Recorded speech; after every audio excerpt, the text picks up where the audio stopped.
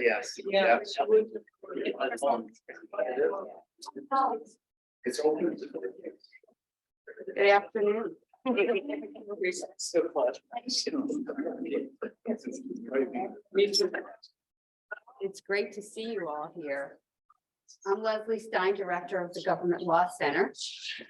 And on behalf of the Government Law Center and the Women's Leadership Institute, I want to welcome all of you and Dr. Patricia Salkin, former longtime GLC director and Albany Law School professor, and renowned educator, administrator, and leader, to discuss her new book, May It Please the Campus, Lawyers Leading Higher Education. The book traces the history of lawyers serving as college campus leaders from the 18th century to the present. Dr. Salkin, or Patty, as most of us know her, will be introduced and interviewed by Jeffrey Shantz, Albany Law School Vice President for Institutional Advancement and Chief of Staff to the President.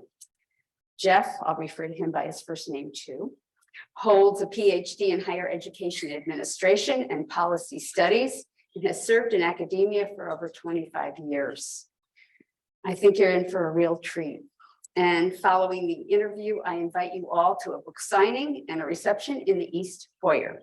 Now I'm going to pass the mic to Jeff.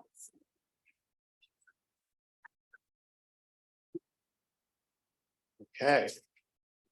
Dr. Salkin, Patty's I'll okay. give you the first. We'll have to say it at least first. Not that quite, Patty. It's really an honor to interview you today. Those of you know that I'm not Alicia Willett. Dean Willett unfortunately had a loss in her family, and so she's taking care of her family matters down in Florida. So she sends her regrets, but I'm happy to stand in for Alicia. So I'm going to do a quick intro of you. I think everyone in the room could probably do this for me. They know you so well, but let me tell you, this is Patricia Salkin, JD and PhD now, class of the great class of 1988. She's Senior Vice President for Academic Affairs and Provost of the Graduate and Professional Division of Touro University. She's the former Dean of the Touro University Jacob D. Fuchsberg Law Center and previously served as Associate Dean, Director of the Government Law Center and the Raymond and Ella Smith Distinguished Professor of Law at Albany Law School. At Albany Law, she was instrumental in promoting the legacy of Kate Stoneman as a founding member of the Stoneman Committee and the editor of the book, Pioneering Women Lawyers, From Kate Stoneman to the Present. She also played a significant role in securing the law school's endowed Stoneman Chair. And in 2019, Dr. Salkin received Albany Law's Kate Stoneman Award, which, as you all know, is a prestigious award presented to individuals who've demonstrated a commitment to seeking change and expanding opportunities for women within the legal profession.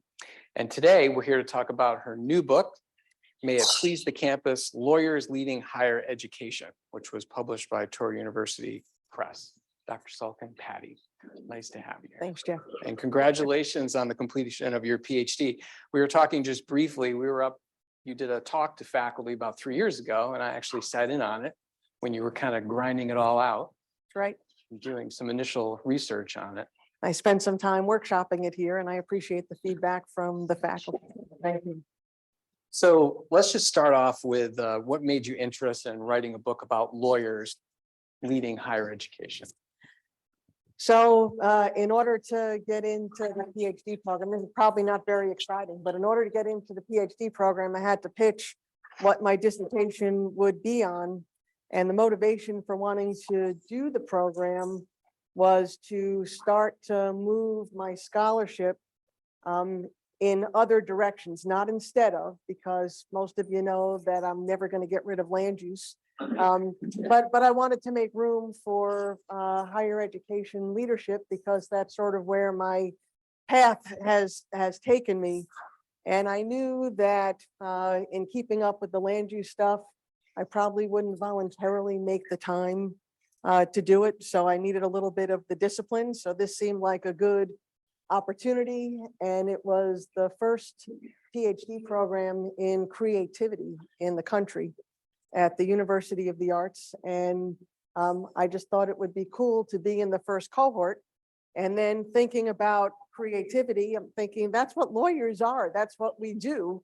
And so I had to pick a topic I could live with and research for several years and write about within the higher ed space. And so thinking about lawyers and higher ed is really what led me down the path of looking for the topic.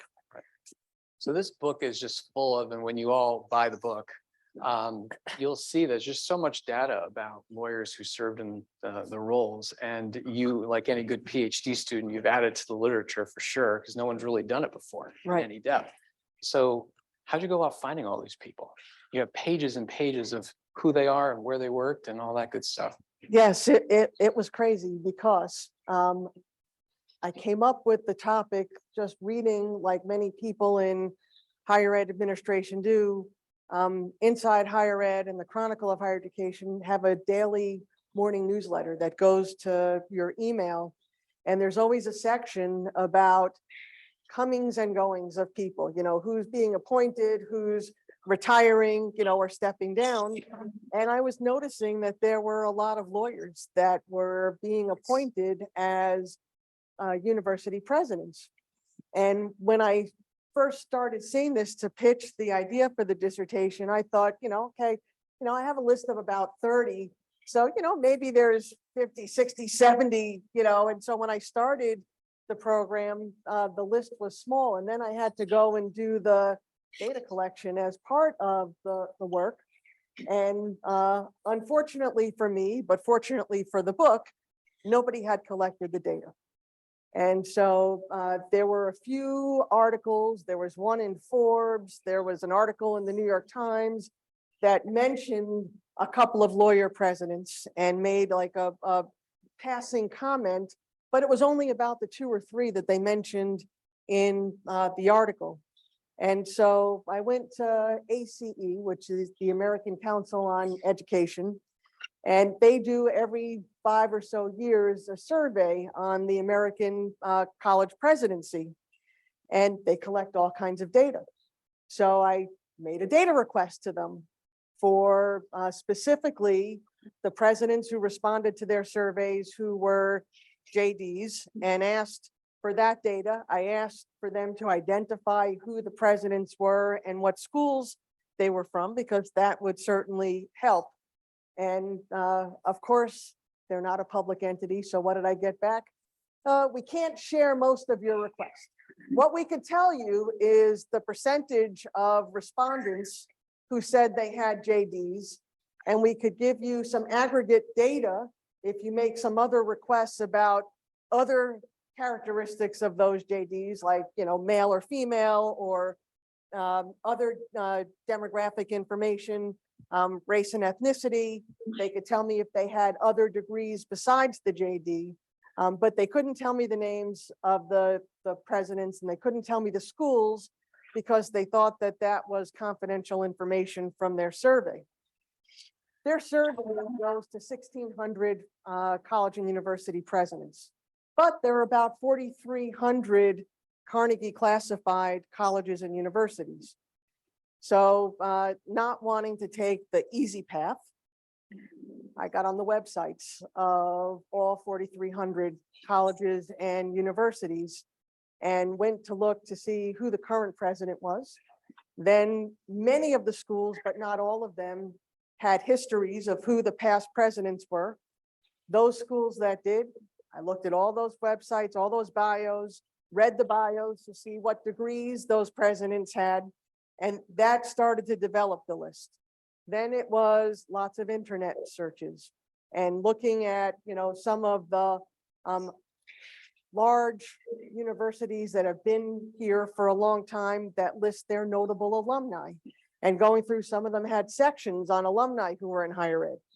Then I went to the ABA Council on Legal Education, to their staff, and said, who do you know who's recently been appointed as a college or university president? And then I just started talking to people until I felt that it was completely exhausted. And so I did make publicly available, both through the book and the website, the list of all of the names of these presidents and the schools and their terms of office and lots of other data points that we can talk about. And so I hope that this at least is a platform for other researchers that now want to take this to another level. That's great. Maybe we can turn our attention to crises that are in higher ed. And you talk a lot about the historical underpinnings of where higher ed is, and you reference a bunch of different things in historical context. You even bring up Clark Kerr from Berkeley, who famously said the most pressing issue in higher ed was parking, basically. Deflect any issue, just institute a parking fee temporarily, forget about whatever else is going on, and then just get rid of the fee and you'll be fine. It's a true story. That's a true story. But there is a lot of crises in higher ed, and I think wherever you kind of insert yourself in the timeline, higher ed's been in one crisis or another, and so there's a lot of different transformations happening. And so, can you elaborate a little on that and what you think are the biggest things facing higher ed? Sure. So, to keep it current in the book, I did talk about historical stuff, but I also opened up with what was going on during the pandemic, which I'll mention in a second. But even just yesterday, looking at the editorial in the New York Times and, lauding other states that are saying you don't need a college degree for any government job. And they also threw out the stat that I think 65% of adults in the US don't have a college degree. And so, if we're thinking about the United States as being competitive in the world marketplace, and if you believe in higher ed and you believe in knowledge and what it can do to advance civil society, that's a startling statistic. And that factors into the crisis in higher ed because enrollment is going down. And there's a value proposition. People are questioning, what is the value of higher ed? What am I going to get for my tuition dollars? Then you have some governments at the federal and state levels saying we're going to give free community college tuition. So, so there are some private schools, that's for public community colleges. There are private schools that both have 2-year degrees, but then it's also the loss of the tuition revenue for the first 2 years if students come in year 3. So of course, there is the great benefit to the students, but let's face it, education is also a business, right? So there's altruistic things that we do in higher education and the service that we provide, but you can't provide it if you don't have revenue. And your revenue comes from a limited number of sources. And for most schools that are not heavily endowed, that have been here for hundreds of years, they rely on tuition revenue. So all of that contributes to this growing churning and crisis in higher education. Then comes the pandemic. And while higher ed did a pretty good job in almost every school of pivoting to remote online, well, there are a couple of things that have happened. The federal government came in to help bail out colleges and universities with the CARES Act and HERF funds. But most schools have just about spent all of those dollars, and there's not going to be a third bailout because we're into the new normal now. And so that shot is gone in terms of helping schools get through the pandemic. But now we have a whole generation of students that prefer the flexibility of learning online. Whatever you think about it pedagogically, that's what consumers want. And so now you have a lot of schools that have a lot of investment in real estate and bricks and mortar. And they have to carry the costs on those buildings, whether students are inside the buildings or if they're online. And a lot of schools have student housing and dorm rooms that they need to fill because they bonded out the money in order to pay for that.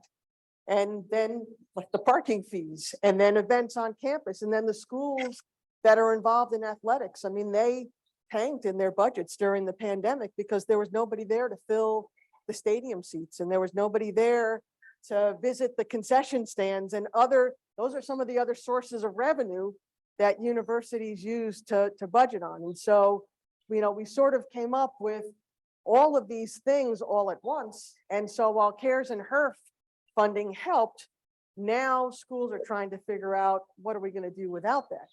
And what we're seeing, if you read the Chronicle and Inside Higher Ed, schools are closing. They're either being shut down by accreditors or they're admitting that they're going bankrupt and they don't have funds.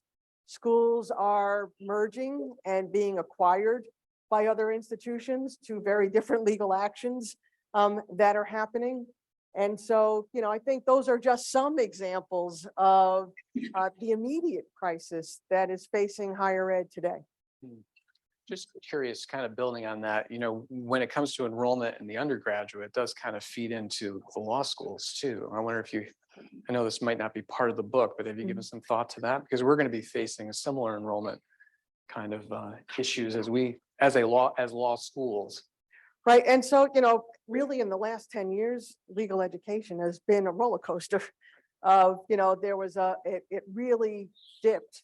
And I think about 12 years ago, we were at an all-time low, historical low in interest in legal education. And then, 4 or 5 years later, there was an uptick. And now LSAC says that the numbers are going down again.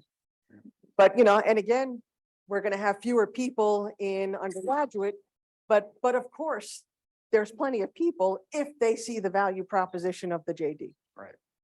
Which kind of leads us to the meat of the book on this exponential increase in the number of lawyers who are leading campuses across the country. And, Right. What do you think accounts for that? So let me set it in the context of the numbers, because it might be surprising.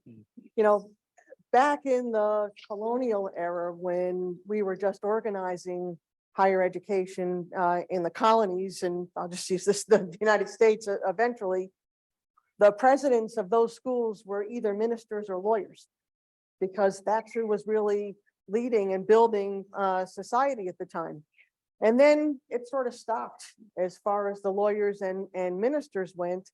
And as higher ed was growing up, I think it kind of became a little bit more professionalized, and it went from what we would think today about the traditional pathways of faculty who then became administrators and went up into different administrative ranks, and eventually they would become the presidents.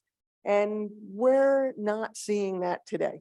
And I think that the story about the lawyers coming in, is part that there are more lawyers in higher ed, but also part, a lot of people are coming into these positions outside of the traditional higher education pathway. So what I was able to uncover from the first proposal for the PhD program, where I thought I had, I was onto something because I had maybe 50 lawyers, we identified 662 unique presidents who had a total of 887 appointments. And so that's sort of the magnitude of where the research path took me, and the story that had not yet been told.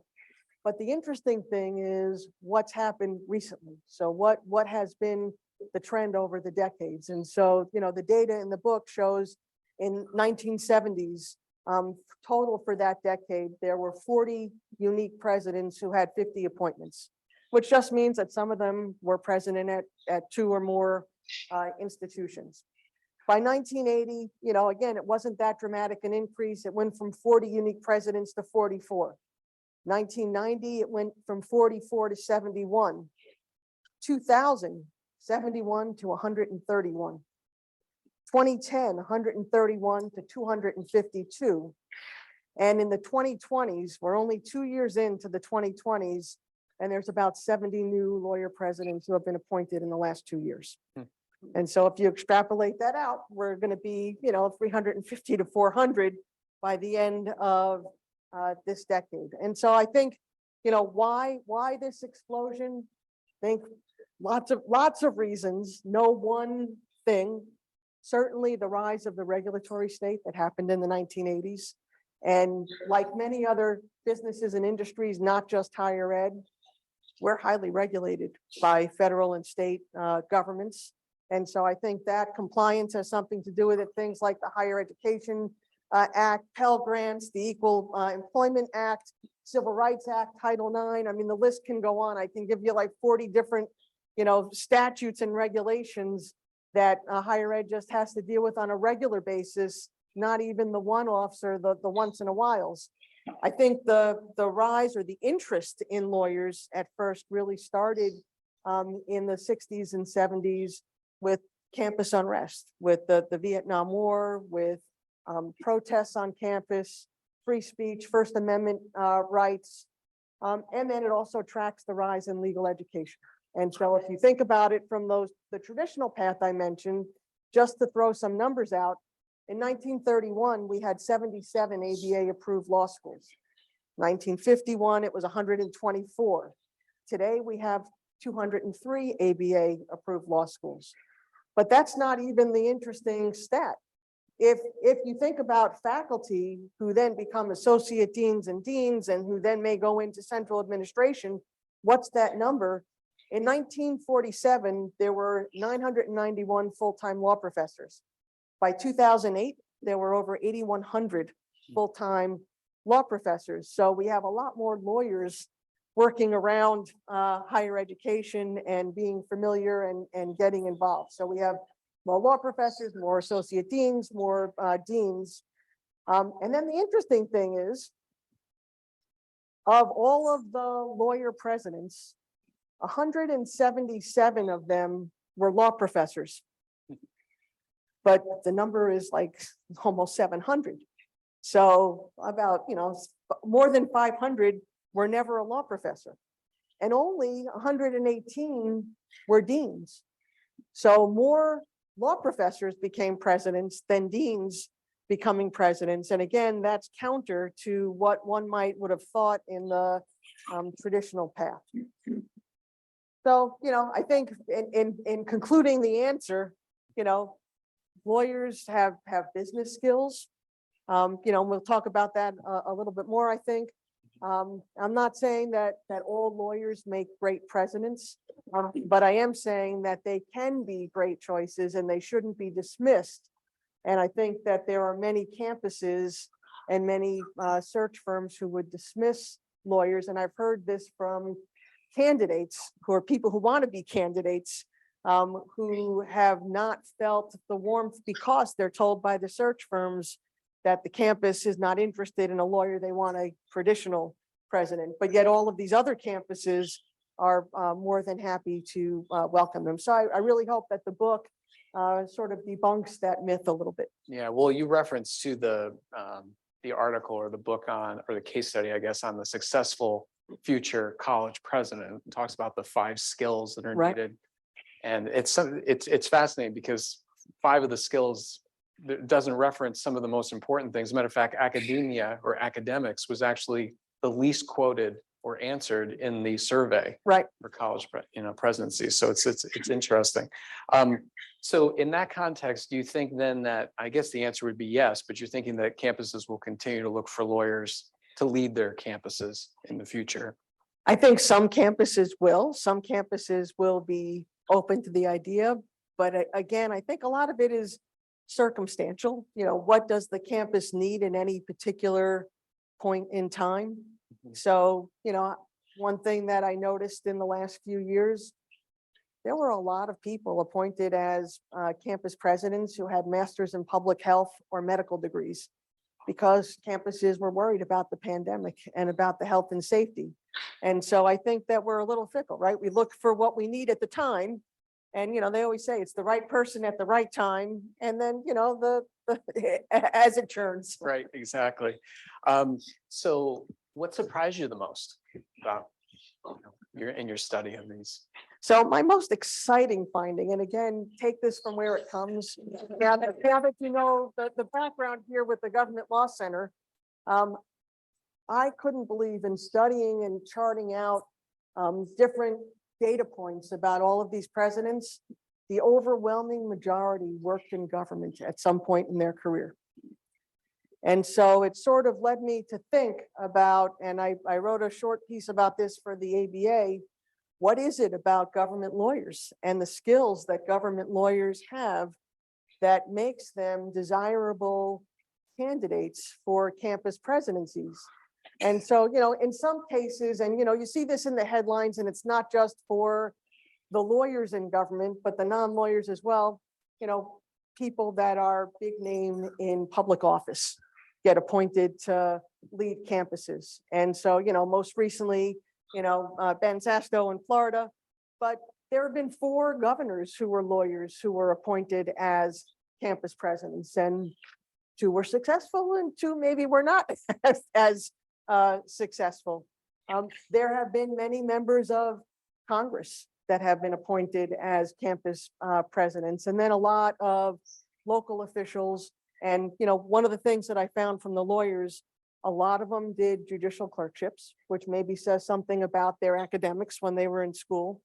And then a lot of them worked at Department of Justice, and a pretty good number worked in the White House as well. And so, there's a perception about lawyers, and there's a perception about government and about connections in government and what that can bring to the campus in terms of capital funds that are needed. And campuses sometimes need a legislative or a regulatory change to do something to help advance their agenda. Knowing how government works is a good thing, except I think there's more, right? When you're a government lawyer, and I know there's a lot in this room, what is one thing that happens on a regular basis?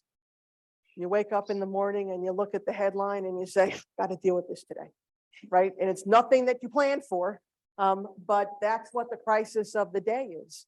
And so I think government lawyers are good at that. Government lawyers are good at the art of compromise, the art of, no piece of legislation, almost no piece of legislation ever looks the same in the end as the day that it was introduced, because there's always discussion, negotiation, compromise. There's the ability to see all sides and figure out how to get to yes in order to survive in government, and working with people with different points of view, whether you agree with them or not. And I think that those are also really important skills. Right. So everything we do here, of course, is for our students. So maybe we can kind of turn our attention to the students. And, there may be some in this room who want to pursue leadership in higher education. After what you just said, I have no idea why. No, it's a good field to be in. It's a good profession. But talk to the students a little bit about, what should they do? Should they teach? Should they, what steps should they do in order to go into leadership in higher ed? So I think you can do anything that you want to do, is the real end story from the data and my analysis, because clearly with only 177 of the 600, almost 700 lawyer presidents came from being a law professor. So it is a path, and it's a good path, but it's not the only path. So a number of lawyers that are now being appointed, and this is more recent, being appointed as campus presidents, are coming from boards of trustees. So last week I got a call from actually an Albany law alum who, was thinking about getting into higher ed and in a leadership position and wanted some advice. Government lawyer, no higher ed experience. And, my response was, get on a SUNY board. Be on one of those boards. There's, 64 SUNY campuses. If you can get an appointment, that's a good way, because when you're on the board of trustees or the board of governors of any of these schools, you learn the business of the institution inside and out. So you learn the economics, you learn the academics, and that's one good proving ground. So 70 recent lawyer presidents came from being on the board of trustees, and most of them had no other academic interactions other than being on those boards.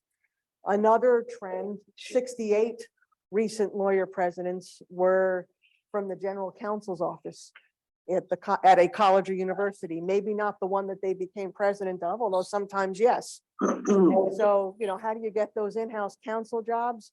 Very few people get them right out of law school unless you did an internship in that office. So you mostly have to go to the private sector first in order to get that experience. And so I think doing things like labor law and compliance and higher ed law is a good entree into the general counsel's office. And so that's another potential career path.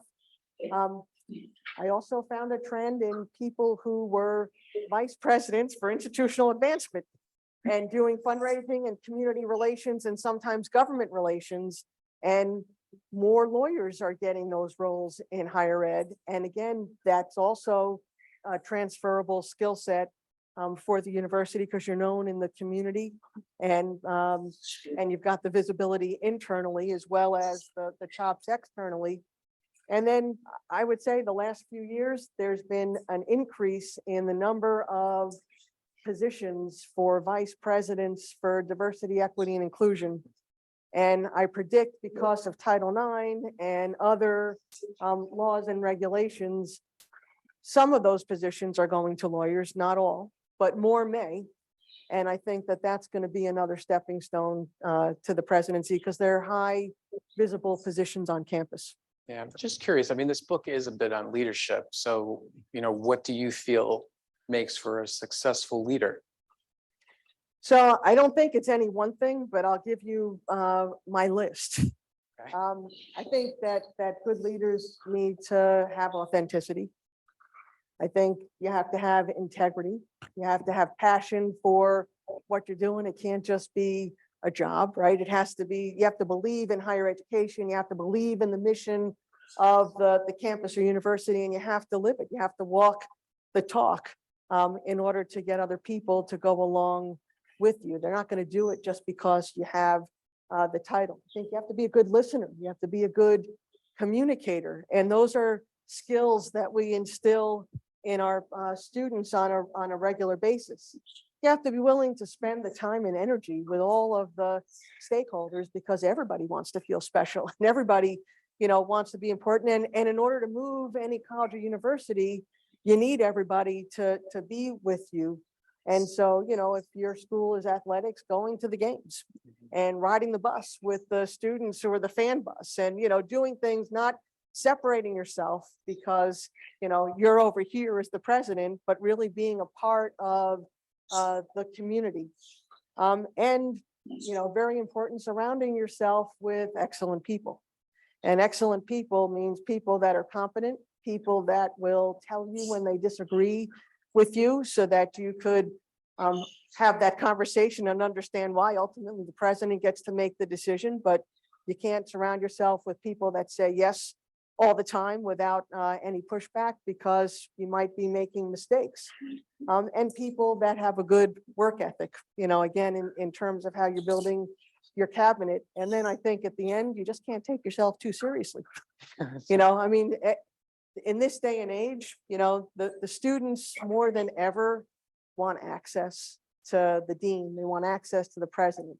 I don't know, so many of us are around the same age, but when I was here in law school, like I would never go to Dean Bartlett's office because, he was the dean and he was very busy and he was probably the smartest person in the school. I mean, that's what everybody thought. And today that's not what higher ed is like. I got an email yesterday. Somebody wrote a letter to the president wanting the president to change their grade in the class with all kinds of reasons why economically they needed their grade changed. No qualms about writing to a university president when you're one of 19,000 students. And so I had to answer the question that the president and the provost don't have the authority to change your grade, sorry. But it's a totally different student body and a different aura on campus. That's true. It's true. So you've talked about successful lawyers who were campus leaders, campus presidents, but I'm sure they all weren't. I mean, they probably all weren't successful, right? I mean, not all lawyers are successful leaders. on Correct. campus. So, the book really is about the data and the analysis of the data. I started a companion website right before the book came out.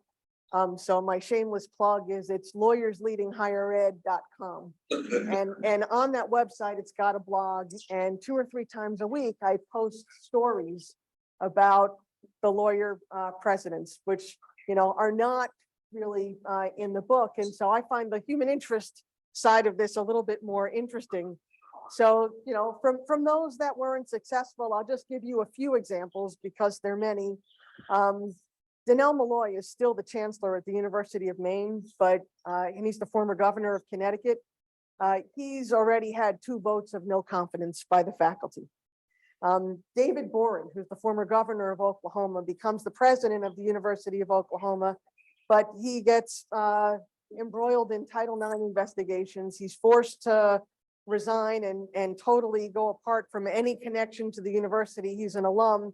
At the end, there were no indictments that came down, but of course, that's the story that people are going to remember. It's the same thing. A lot of us have dealt with government ethics. Doesn't matter if somebody didn't do it in the end. The headline is what they're accused of doing, and that's what people are going to remember. So you're sitting in the hot seat when you're the president, and what you do and how you conduct yourself matters. Louis Sanchez, who was the president of Oxnard College, recently stepped down, I think last month, because there were several harassment complaints, and rather than wait till the end of the investigation, he decided to step away, another lawyer. Two lawyers, Michael Garrison, who was the president of the University of West Virginia, and Joyce McConnell, who most recently was the president at Colorado State. They both stepped down because they were embroiled in battles over the football coach.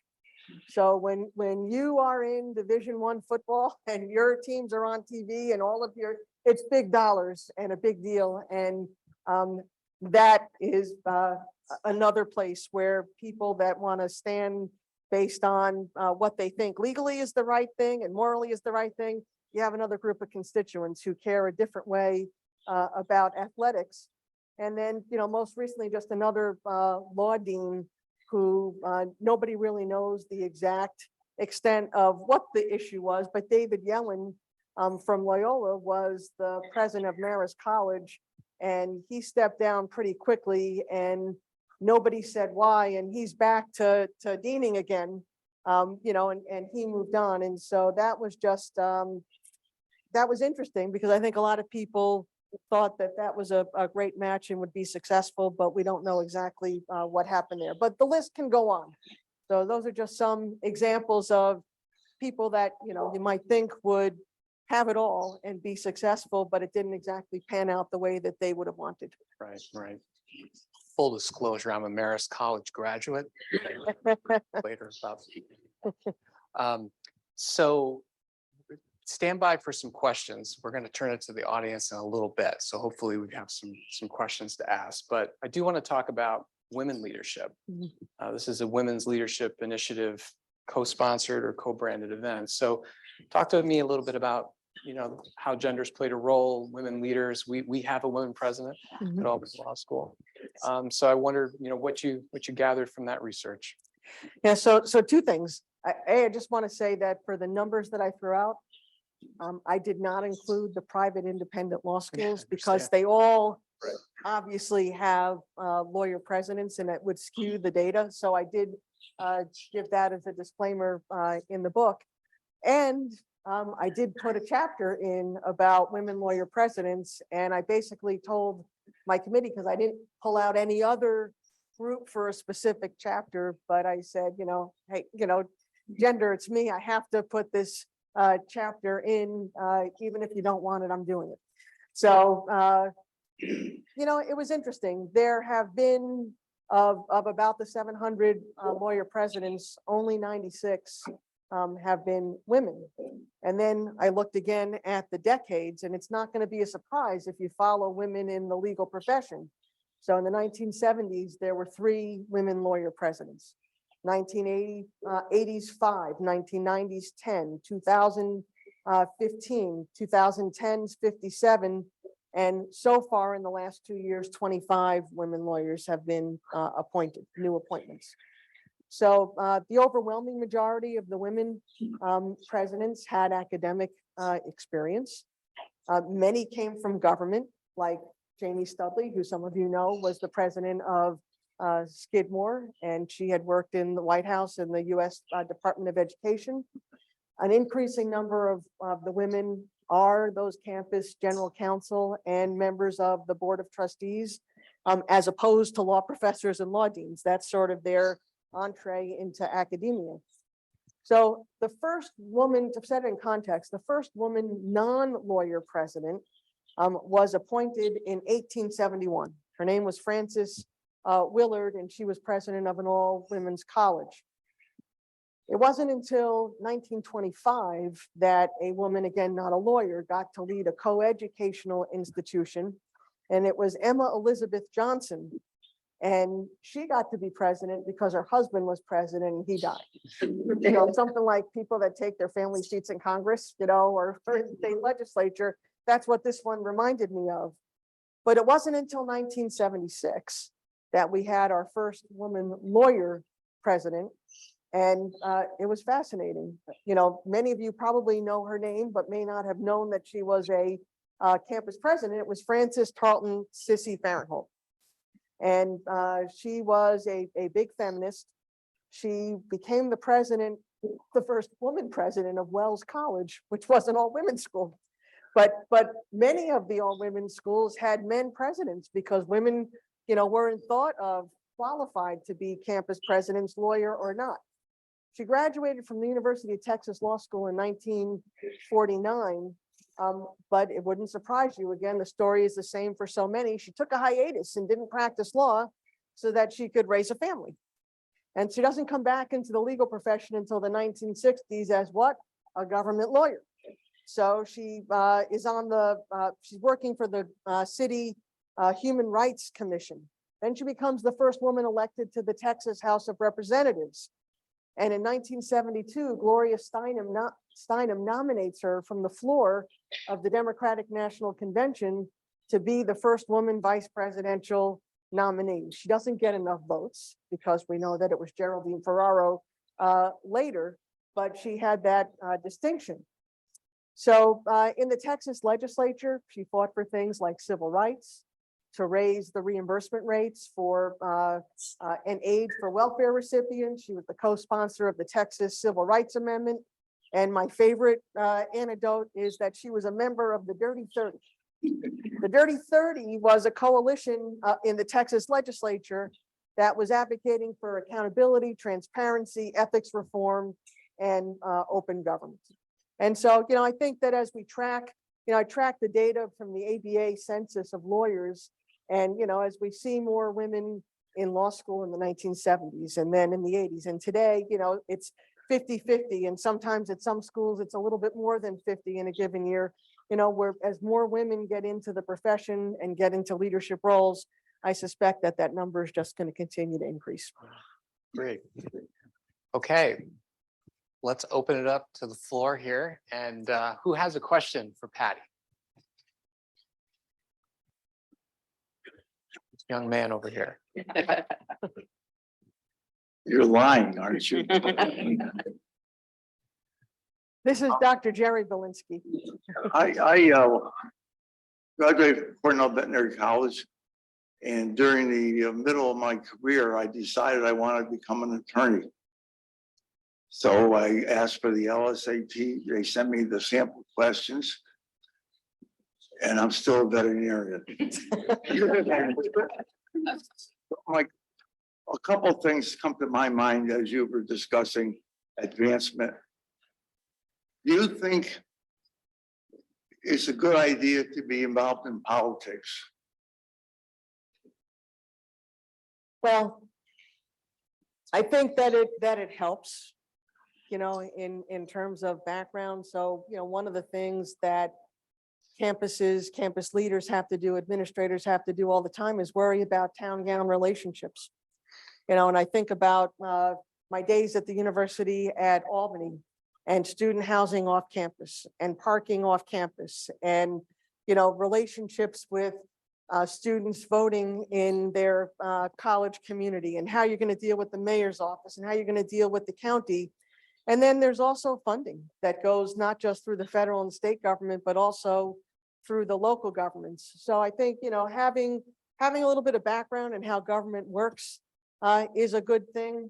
You know, that's separate from should somebody who knows nothing about the business of higher education, but because they were the US Senator or because they were the governor, does that make them automatically qualified? You know, I mean, the jury's out. Sometimes they're successful and sometimes they're not. Because when I was on the Cornell Board of Trustees for a period of time, and I had recommended that they get involved in politics. In other words, get involved because the state of New York supports the New York colleges at Cornell. And the president called me, which was a surprise call. They're not the real president of Cornell. And he said, Jerry, if we decide that we're going to go for candidate A and candidate B wins, then what? I said, well, then you go to candidate B. That sounds. Well, so I would say campuses tend to be neutral. I mean, they don't endorse candidates and they don't give campaign contributions, and there's laws about giving equal access. If you're going to have one person to campus while they're campaigning, you have to have the other person come. But if somebody is already in office and it's not election time, it's a good idea to invite them to campus and see what you're all about and show off a little bit and start to develop those relationships. Well, they did eventually form a government development committee on the board. One last question. Which is in your advancement, whether it's to become a president of a university or not, what is more important, who you know or what you know? So I think that to get through the process in the way that presidents are typically selected, right? Most often it's a national search. And, there's a search committee that comes from members of the campus community, lots of different constituencies. And, in that case, I think you really have to know your stuff, because it's not who you know at that point. It really is what you know. But every once in a while, you have governors that get to appoint campus leaders and they appoint people that they know, or boards that they control appoint people who they know. But I would say it happens, and it's been in the headlines in the last year, but of 4,300 colleges and universities, it's the exception today rather than the rule. Yeah, I always tell young people when I meet them, in the beginning of your life, you learn what to know. And later on, you learn who to know, and who to know gets you further. But I'm probably wrong on that, but that's my. Maybe I'm giving you a politically correct answer. Hi, Diane. I just wanted to come back to something that you talked about like many of the folks were government employees. And Hidden Brain recently had a part of the project on what makes you happy.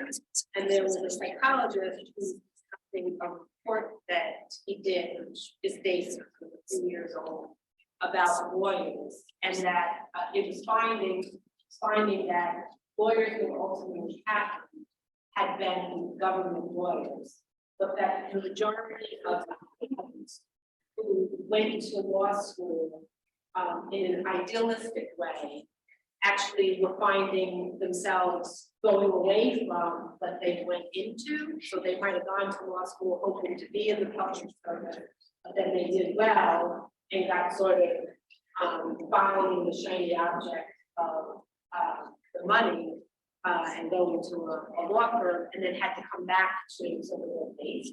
And I'm just wondering if, in the thread of what you were doing in the research, if you were seeing that they started out in government service, or they wound up going in government service and then going to the contents. Like where was their sort of track of along there in government service, and were they ultimately happy, and that's what led them to become leaders? Yeah, so most of the lawyer presidents were government lawyers early on in their career or right before they went into higher ed.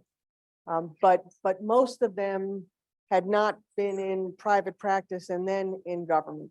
But some were, but again, that I didn't see that as the majority. But then, to happiness, I recently wrote a blog post about a lawyer president who he just said, I listened to interviews that these people had done that were on YouTube and podcasts, and I read interviews in school newspapers. I really tried to find the essence of who some of these lawyer presidents were rather than just their static bio on the website.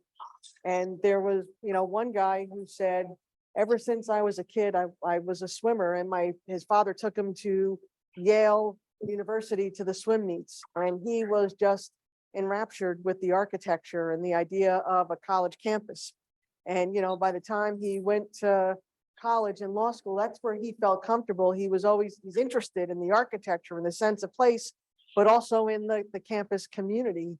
And, his happiness is being president of a place where he wants to be because he is a campus person, and that's sort of from planning and architecture and the things that interested him. And you see that when you look at what he's done on his campus and the planning and the design and how he uses the buildings. And he takes a lot of time to talk about that because that's what matters to him.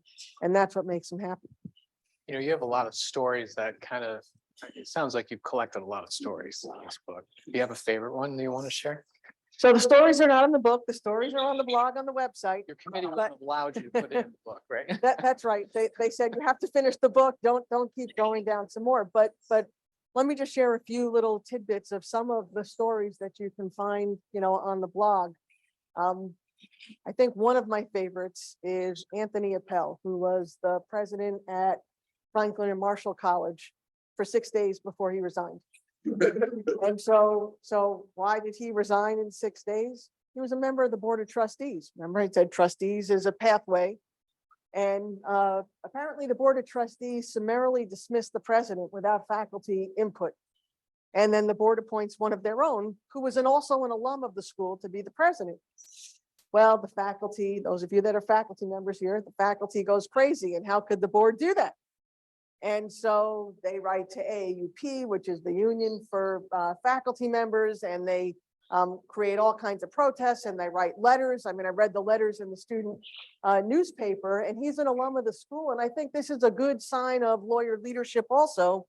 He realizes that he is not going to be a successful president, that this was not done the right way. And maybe there's a sense of fairness and due process here that we are inculcated with as lawyers, because the outgoing president who was dismissed, never got a hearing, never got told, what was going on. The faculty didn't have input. And so he loves the school because he's an alum, and he decides that the best leadership move is to announce he's not going to stay as president, and he'll stay on as long as it takes to get a replacement, which I think was 57 days. And so, I thought that was a really good thing for somebody to do, because he wasn't thinking about himself and his career or his ambition. Somebody else in his family had been president of the college, and it's a college that he loved. But he saw the greater good and what a leader had to do. I thought that was a good story. Today I put up on the blog, but I haven't put it up on social media yet. Michelle Anderson is the current president of Brooklyn College. She's the former dean of CUNY Law School. If you read her regular bios, just standard law school dean, nothing that looks out of the ordinary. If you dig a little bit more on the internet, when President Anderson was in her teens, she was a feminist back then, and she was very opposed to beauty pageants. And so she figured out a way. She had a plan, which, she may say that, thinking back, I don't know if she knows that she would do the same thing. I did talk to her about it. She loses weight. She spends money on all kinds of beauty aids that were not her thing, and wins the second time around the Miss Santa Monica pageant that gets her a spot in the Miss California beauty pageant. And just as they're about to announce the winner of the Miss California beauty pageant, she pulls out a banner from her bra that talks about how beauty pageants degrade women. And of course, she disrupts the whole beauty pageant. She makes national news, at the time. And, I think that, and her scholarship is all on rape and sexual assault. I mean, she's been committed to that ever since she was a young person. It's who she is. But she did tell me that she thinks that she lost some jobs along the way because of that advocacy. Again, it wasn't violent disruption, but it was making a point. And so, I think that I've looked into some interesting stories, which you can read more about. Great. Yes. It's obvious that you really enjoyed these stories and anecdotes, and you have a blog going. Have you thought about writing another book with some of these anecdotes and maybe like takeaways, like from these stories of why some were successful presidents, not, or is it just too much work to write another book? There's a lot of work to write another book, but the reason that I'm doing it is with the idea that this could be another kind of book, because this book is really more about the data, the analysis, the skills. There are some lawyer presidents mentioned, but not in the same context as the stories on the blog. So Steve Trachtenberg, who is a two-time lawyer president at University of Hartford and George Washington University, he wrote a book for Johns Hopkins Press on presidencies derailed, which was why presidents, not just lawyer presidents, but presidencies don't make it.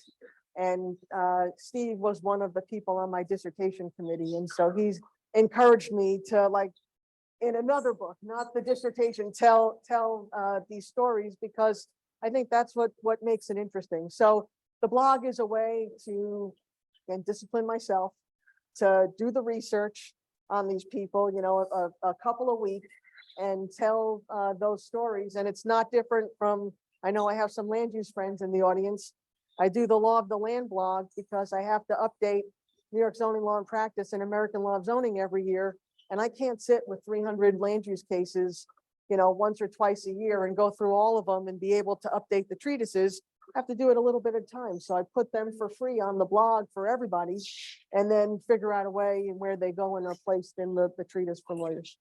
So I find the blogs are a good way to organize my own work, keep myself disciplined, and share it with people as I go along. Maybe last question. Bob.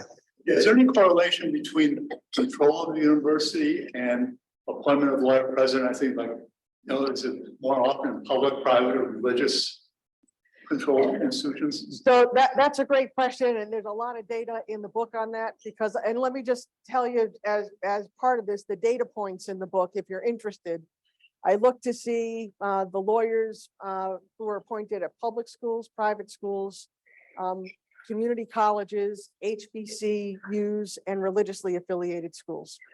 Then I looked at which states had the most number of lawyer presidents, but I also said it in the context of the number of colleges and universities in those states to see if the percentages kind of matched or if anything was out of the ordinary. I looked to see again, if they were trustees, if they were GCs, if they were fundraisers. I looked at gender, but did not look at race and ethnicity because I did not do surveys of the presidents. And so I think if people can't self-identify, then you can't count that. But what I did do was use the ABA census of lawyers, which does have demographic information in terms of race and ethnicity.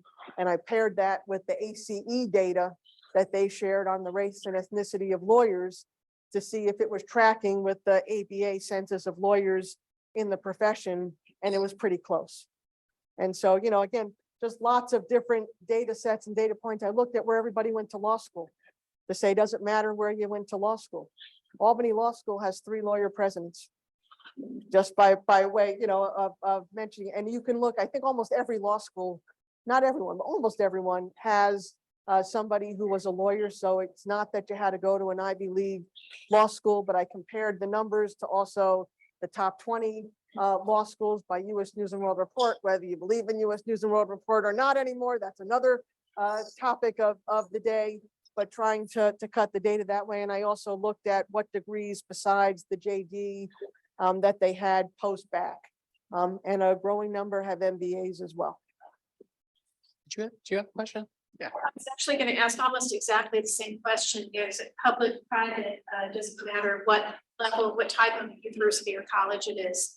Are some types of colleges more likely to have people with JDs in that role. Yeah, no, I think it was, there was a pretty even split. I think that there's been an increase in the number of lawyers at religiously affiliated schools. And my answer for that on the why is because they have to walk that fine line with government funding if they're going to take it, and being able to abide by their religious values. And so I think that a lot of schools have gotten into trouble. And so they have tended to gravitate more and more the last couple of decades to lawyers. Again, not all of them and not the overwhelming majority, but enough that there's a trend in the increase. Not a lot of lawyers leading community colleges. And I think that's because many lawyers probably did not have the community college experience. And, but a lot of community colleges have paralegal programs. So I do think that there are lawyers who are teaching at community colleges, and there's the potential to see more in the future. So in the end, Patty, do you see, it all comes down to impact, right? Mhm. And what kind of impact lawyer presidents are going to have on the future of higher education. And I wondered, as the final word, what do you think? So, again, I don't think with 4,300 colleges and universities that are Carnegie schools, and there are more than just the Carnegie schools, do I think that having a lawyer president or a growing number of lawyer presidents is going to change how higher education operates or what we expect from higher education? I don't. I think that the point of the book and the outcome here is to let the search committees and to let the campus communities know that, it's okay to have a lawyer as president, that it's really not unconventional or non-traditional anymore, because that's what the news counts had been. And the only other pieces of research that I could find in secondary source literature about lawyer presidents were a scant number of other PhD dissertations that talked about non-traditional presidents, and some of them included lawyers in that non-traditional. And so, I hope that lawyers are just more mainstream now and thought of as more mainstream and viable candidates. And then the book would have been worth it. Terrific. Well, Patty, congratulations on the book. Welcome back to Albany Law School. And, a dissertation is a real heavy lift. It's not easy to do. And I think you produced a really tremendous book. But more importantly, and one of the penultimate things is that you've lit a path for future students to take a little piece of your research and build on it. So I think that's very impressive. Congratulations. Thank you. That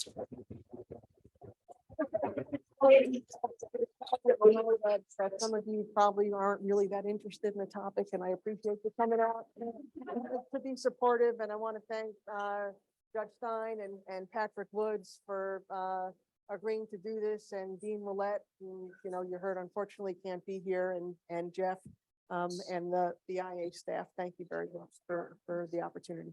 Thank you.